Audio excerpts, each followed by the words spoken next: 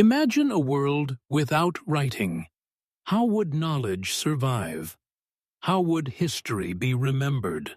For a very long time, human history existed under the shadow of silence and forgetting. For thousands of years, people could live only in the present moment. The past existed only as far as memory allowed. The future was nothing more than uncertainty. They gathered around fires, told stories, made decisions, and gave promises to one another. Yet, the life of these words was short. Like a breath released into the air, they vanished as soon as they were spoken. When the fire died out and the smoke dispersed, everything that had been said disappeared as well. Communication was possible only when two people stood side by side. Meaning existed when eyes met, and the same space was shared. When mountains, rivers, or simply time intervened, words ended, bonds were broken, and knowledge disappeared. Humans could not speak to those far away, nor could they address those who would come after them.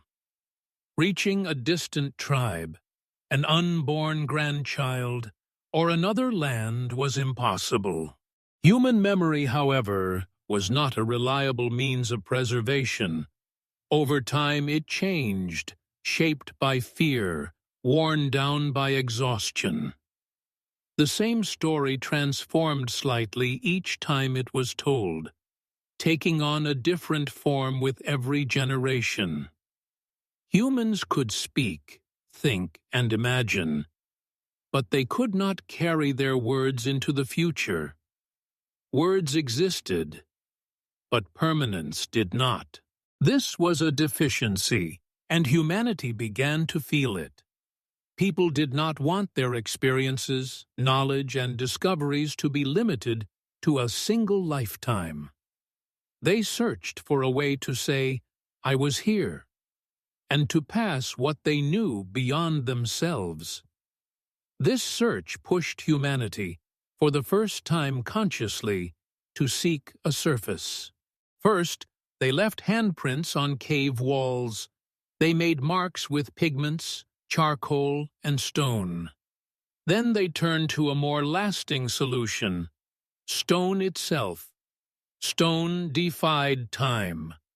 Words were no longer entrusted to the wind, but to matter. The earliest records were carved into hard rock and clay tablets. Hammers and chisels became the first writing tools in history. Writing had emerged, but at a heavy cost. To write meant to struggle with stone. It was slow, laborious, and unforgiving. A single mistaken mark could erase days of work. Moreover, knowledge was heavy. Carrying a thought, a command, or a law to another city required dozens of people transporting tablets. Information was bound to place. It could not move freely or spread easily. Yet the human mind was fast. Thoughts moved, but the tools that carried them remained still. Humanity needed a lighter, more fluid solution that could keep pace with thought and travel alongside it. This need found its answer along the fertile banks of the Nile River in Egypt. The Nile nourished not only the land, but thought itself. Instead of carving stone, humanity discovered a lighter tool offered by nature: the reed. Growing along marshy shores, this simple plant became the first true pen in history. Today, the reed pen may seem primitive. In its own time, however, it was a highly functional, practical, and innovative tool. Turning a reed into a writing instrument was not a random act. It required careful selection, patience, and serious craftsmanship. An Egyptian craftsman would first select reeds from the riverbank whose stalks were neither too hard nor too soft. Reeds that were too hard would break. Those too soft could not hold ink. The selected reeds were not used immediately but left to dry in the sun until all moisture had evaporated. This waiting period directly affected the quality of the pen. Once drying was complete, the reed became firm yet workable. Its tip was then cut at an angle with a sharp blade. The goal was not merely to sharpen the tip, but to create a small reservoir to hold ink and a narrow channel to transfer it onto the writing surface. The fine slit cut into the tip prevented uncontrolled flow, allowing ink to move in a balanced way through gravity and capillary action. This technical detail was one of the most important steps in the history of writing. For the first time, a writing instrument could carry thought without interruption. The basic principle behind modern fountain pens and metal nibs rests on this simple but effective design. Ink was just as important as the pen itself.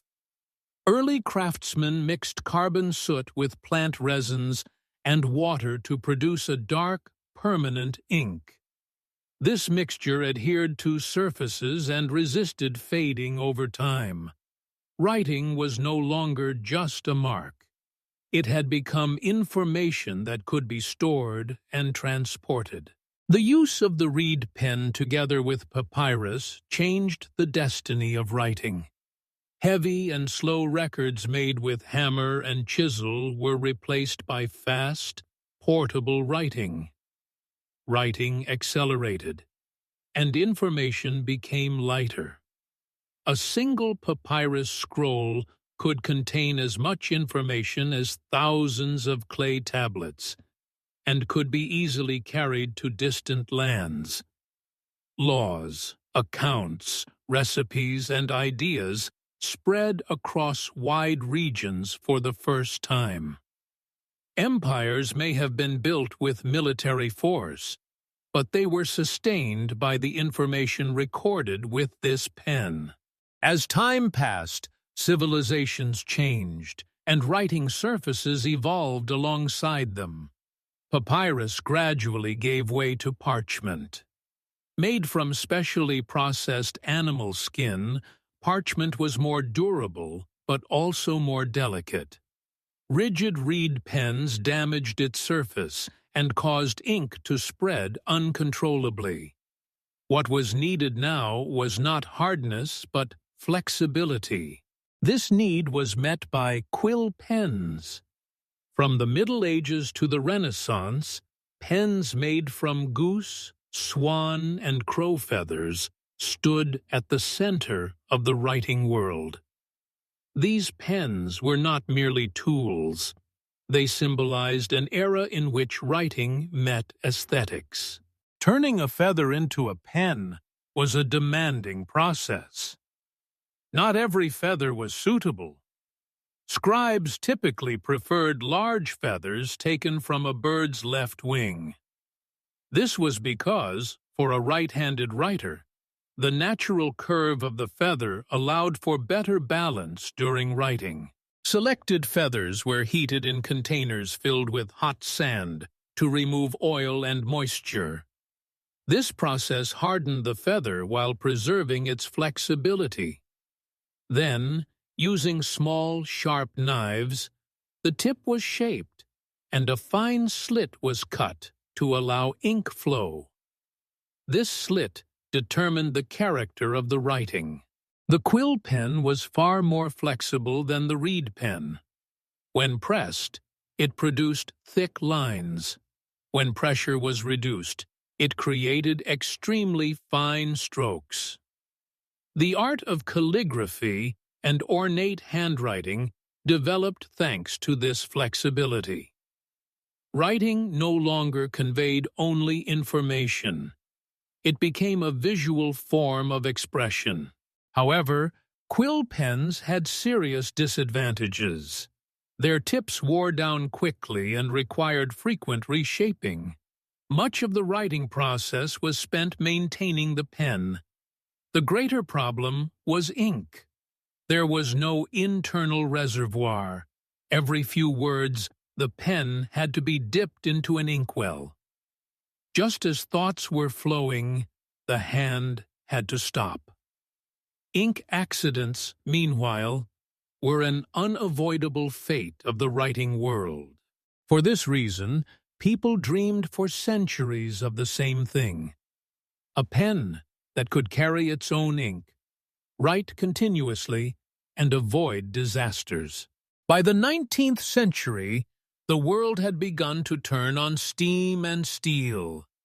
The Industrial Revolution transformed not only production methods, but writing habits as well. Writing was no longer limited to scribes or intellectuals. Factories, schools, government offices, and workplaces demanded speed. Writing had to be more frequent, faster, and uninterrupted. During this period, quill pens became inadequate. Sharpening a pen every morning and dipping it into ink every few words was now a waste of time. Metal nibs emerged as a solution. Made of steel, they were more durable, resisted wear, and were suitable for mass production. Mounted on wooden holders, they made writing more regular. Yet the problem was not fully solved. Metal nibs eliminated the maintenance of quills, but ink still remained external. The dip-and-write routine continued. Writing was faster, but not continuous. At this point, one of the most famous stories in the history of writing emerged.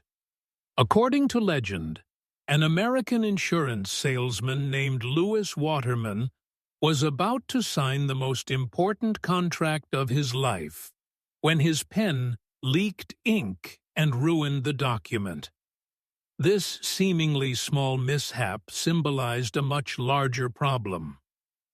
Waterman realized that writing should not be this fragile. This realization accelerated the development of the fountain pen. Engineers designed systems that balanced gravity and air pressure to keep ink inside the pen. Writing no longer depended on an external source. The pen carried its ink within itself. Writing became more fluid. Fountain pens quickly spread and became symbols of status. Elegant bodies, gold nibs, and refined designs turned writing into a pleasure rather than a necessity. Yet these pens were not perfect. They were sensitive to pressure changes, risky to transport, and unreliable in every condition. Humanity continued to search for a more practical solution. This search ended in the 20th century with the ballpoint pen. Journalist Laszlo Biro noticed how quickly the ink used in printing presses dried. This ink was too thick for fountain pens, but that very limitation became an opportunity. Biro's solution was simple, yet effective. He placed a tiny metal ball, manufactured with extreme precision, at the tip of the pen. As the pen moved across the paper, the ball rotated, picking up thick ink from the reservoir and transferring it to the surface. Only the required amount of ink was released, eliminating leaks and smudges. This system made writing possible under all conditions. The ballpoint pen was resistant to gravity and pressure changes. For this reason, it was especially favored by pilots flying at high altitudes.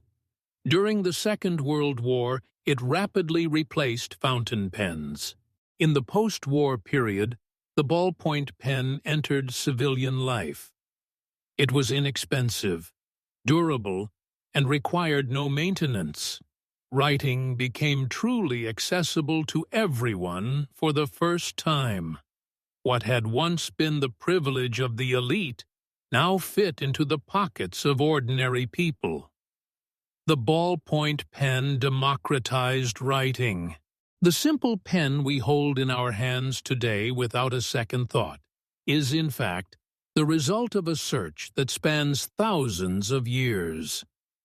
It is the product of a long journey, from marks left on cave walls to reeds along the Nile, from quills to precise mechanical systems. For this reason, the story of the pen is not merely the story of a tool, but the story of humanity's struggle with itself, a quiet yet determined effort to avoid being forgotten, to leave a mark, and to preserve existence against time. The pen is this struggle held in the palm of our hand.